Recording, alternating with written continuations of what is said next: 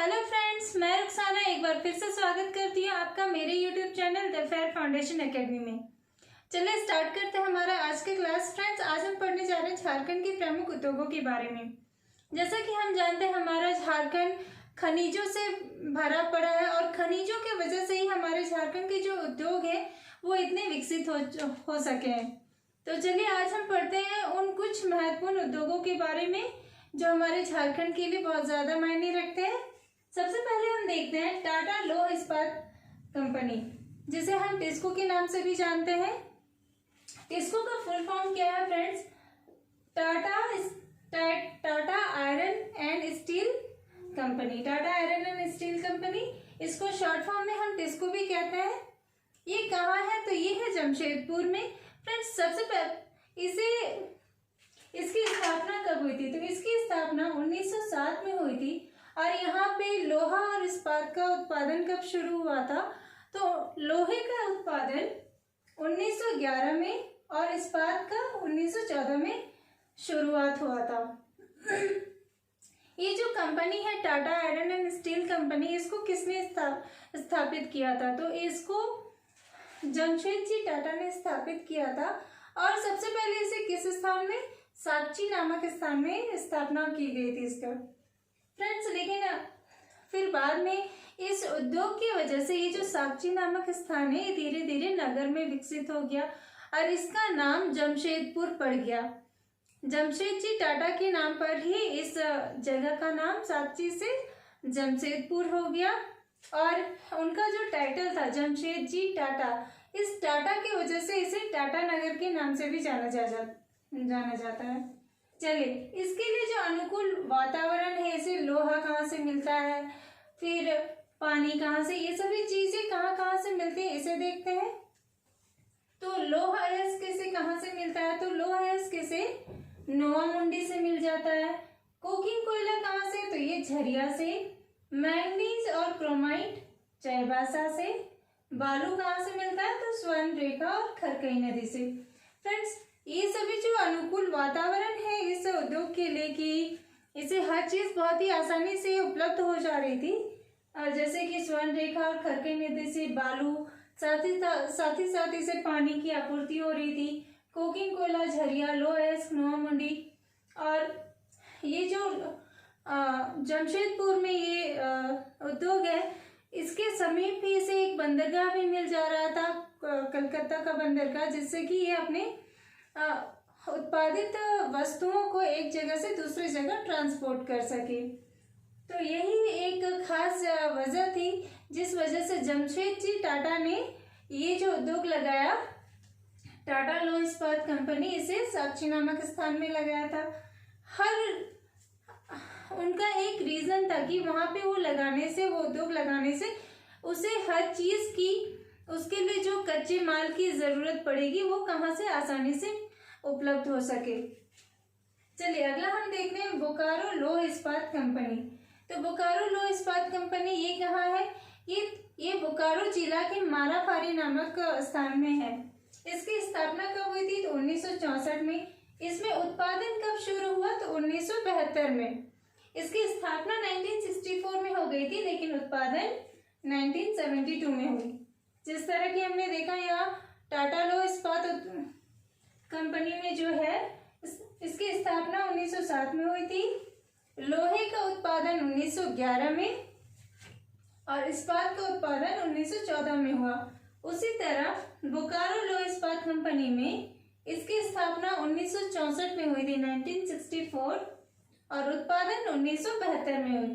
Friends, ये भारत का चौथा सबसे बड़ा इस्पात कारखाना है। इसका जो स्थापना हुआ ये किसके सहयोग से हुआ? तो सोवियत संघ रूस के सहयोग से इस कंपनी की स्थापना हुआ था। इसके लिए अनुकूल वातावरण देखते हैं कि इसके लिए बिजली की आपूर्ति कहाँ से हुई, कोयले की आपूर्ति कहाँ से हुई, तो ये सभी चीज देखते हैं। बिजली, फ्रेंड्स, हम जानते हैं कि जो बोकारो शहर है, ये बोकारो कहाँ पे है? दामोदर घाटी के क्षेत्र में आता है। तो दामोदर घाटी परियोजना के तहत इसे पानी की आपूर्ति हो गई। और हम जानते हैं कि वहाँ पे कोयले की भी बहुलता है, तो वहां से इसे कोयला भी मिल गया, कोयला स्थानीय हो गया वहीं से। फिर कच्चा माल, कच्चा लोहा। तो कच्चा लोहा कहाँ से मिला? ये उन्हें उड़ीसा और मध्य प्रदेश से मंगवाना पड़ा। तो ये था हमारा बोकारो लौह इस्पात कंपनी के बारे में। अब अगला हम देखते हैं हैवी इंजीनियरिंग कॉरपोरेशन। इसे हम शॉर्ट फॉर्म में HEC भी कहते हैं, HEC। तो इसकी स्थापना कब हुई थी? 1958 में। स्थापना 1958 और उत्पादन 1963 में। इसकी स्थापना किसके सहयोग से हुई थी? कौन से देश के सहयोग से? तो रूस और चेकोस्लोवाकिया नामक दो देशों के सहयोग से इसका स्थापना हुआ था, HEC का। और ये कौन सी परियोजना के तहत? तो द्वितीय पंचवर्षीय योजना के तहत इसका स्थापना हुआ था। इसका उद्घाटन किसने किया था? तो उद्घाटन उस समय के जो वर्तमान प्रधानमंत्री थे हमारे माननीय पंडित जवाहरलाल नेहरू, इन्होंने इसका उद्घाटन किया था। और इन्होंने ये जो HEC है, हैवी इंजीनियरिंग कॉरपोरेशन, इस कंपनी को इन्होंने आधुनिक उद्योग का मंदिर कहा है। फ्रेंड्स, हमारे एग्जाम में कभी कभी आता है कि HEC को किसके द्वारा आधुनिक उद्योगों का मंदिर कहा गया? तो वो किसके द्वारा कहा गया? पंडित जवाहरलाल नेहरू के द्वारा। HEC के द्वारा 3 संयंत्रों की स्थापना की गई। इसके द्वारा, इसके अंतर्गत फिर से 3 संयंत्र की स्थापना की गई है। कौन कौन से देखते हैं? Heavy machine building plant HMBP, heavy machine tools plant HMTP और फाउंड्री फोर्ज प्लांट FFP। तो इन 3 और संयंत्रों की स्थापना की गई है, जिसमें अलग अलग संयंत्रों में अलग अलग चीजें हो रही, जिसमें किसी में टूल्स बनाए जा रहे हैं, किसी में लोह और इस्पात को गलाने का काम किया जा रहा है, जैसे कि फाउंड्री फोर्ज प्लांट में लोह इस्पात को गलाने का कार्य किया जा रहा है। इसी तरह हैवी मशीन टूल्स प्लांट में बहुत से टूल्स, अलग अलग तरह के टूल्स को बनाया जा रहा है। इसी तरह इसके ये जो HEC है, इसे 3 संयंत्रों में बांट दिया गया। अगला हम देखते हैं एल्यूमिनियम उद्योग। एल्यूमिनियम उद्योग ये कहाँ है? तो ये रांची के मुरी नामक स्थान में है और इसकी स्थापना कब हुई थी? 1938 में। यह भारत का दूसरा सबसे पुराना या दूसरा सबसे बड़ा संयंत्र है।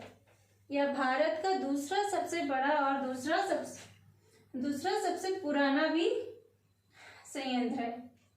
यहाँ हमने देखा था बोकारो लौह इस्पात के बारे में। ये भारत का चौथा बड़ा इस्पात कारखाना है।